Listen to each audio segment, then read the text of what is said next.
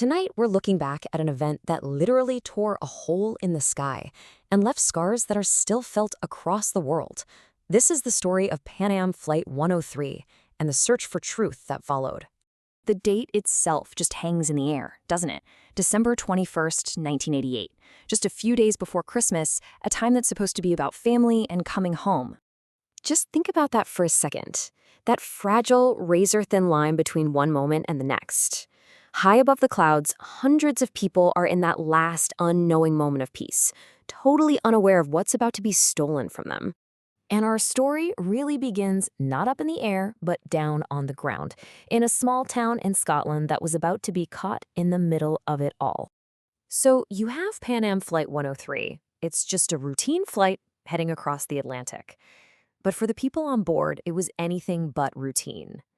It was filled with students flying home for the holidays, families getting ready to reunite. For them, it was the final leg of a journey.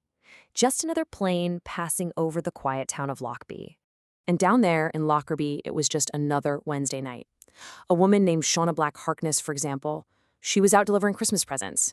Imagine that scene, a simple, kind act on what felt like a perfectly ordinary evening. And then, all of a sudden, the house she was in starts to shake violently. The first thought, oh, it's just a train, a familiar rumble. But then the kitchen windows just blow in. And that sound, it becomes this all-consuming roar. This was absolutely not a train.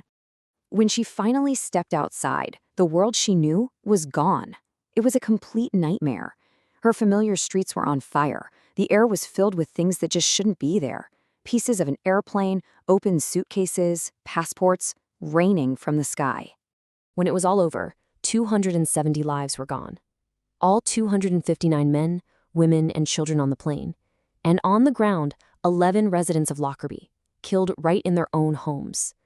And it's so important to remember, each one of those numbers was a person, a life, a story that was tragically cut short that night. So as the immediate shock gives way to grief, a whole new challenge begins.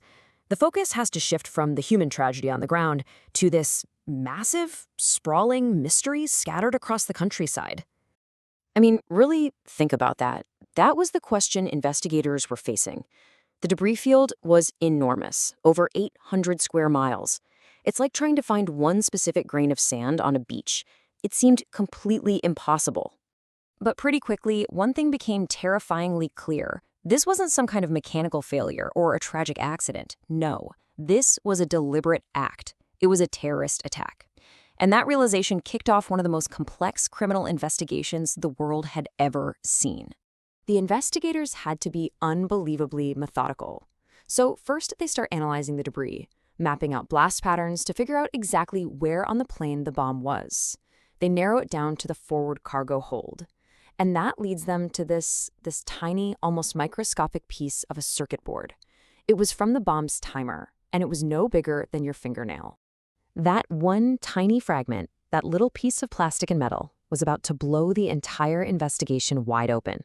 It turned a search in a Scottish field into a global manhunt.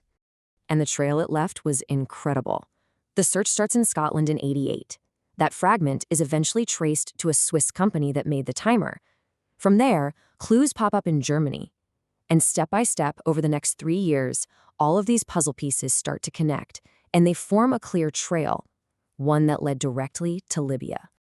So after years of this incredible detective work, the investigation finally points to its suspects. But as the families would soon learn, finding out who was responsible and actually getting justice, well, those are two very different things. Finally, in November of 1991, arrest warrants go out for 2 Libyan nationals. But actually getting them into a courtroom, that took years more of sanctions, of international pressure, of diplomacy. And all that time, the victims' families were just stuck in this painful waiting game. The trial itself was historic, held in a special Scottish court set up in the Netherlands. But the result, it wasn't the clean resolution people hoped for. One of the men, Abdul Baset al-Megrahi, was found guilty. And yet, for so many, it just didn't feel like closure.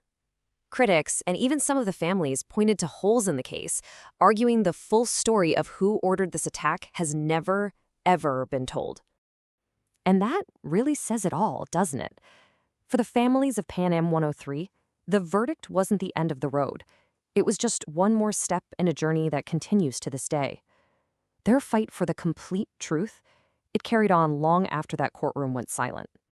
And that's the question we're left with. The Lockerbie bombing is a crime that was investigated. It was prosecuted. It led to a conviction. But when huge questions still linger, when the full truth feels just out of reach, can we really say justice was served? It's a question the families and the world are still grappling with.